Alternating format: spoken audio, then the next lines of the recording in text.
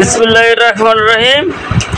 আমাদের রবিউল হুজুর এখন সেই যুদ্ধ করার জন্য প্রস্তুত হয়ে গেছে এবং দেখেন বস্তা দিয়ে পাশাপাশি তোমার বালু মানে যেমন গভীর করছে, তারপর খাটের চিপার মধ্যে দেখো কত সুন্দর করে খালি কোনো রকমে পা দুটো বের করে মাথাটা বের করে দিয়ে কি অস্ত্র চালাইতেছে দেখেন আপনারা।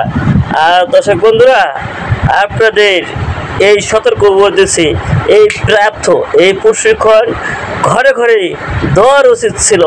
তার কারণ খালি প্রশাসন না, এবং গ্রাম গঞ্জে পাবলিক সবারই এই প্রশিক্ষণ প্রাপ্ত।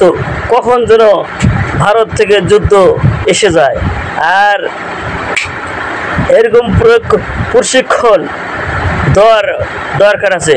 শুধু সেনাবাহিনী প্রশিক্ষণ দেবে তা না,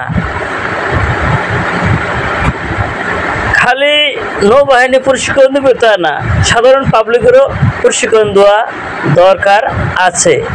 তার কারণ এই মোদী সরকার যা শুরু করছে শেখ হাসিনাকে নিয়ে, কিন্তু এরকম যদি ঘরে ঘরে একটা ছেলে একটা মেয়ে যদি অস্ত্র ধরতে পারে, তাহলে দেশ এই বাংলাদেশ অবশ্যই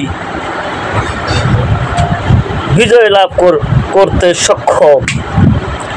তাই আমি অনুরোধ করে বলবো, আপনারা সবাই প্রশিক্ষণ প্রাপ্ত হয়ে যান।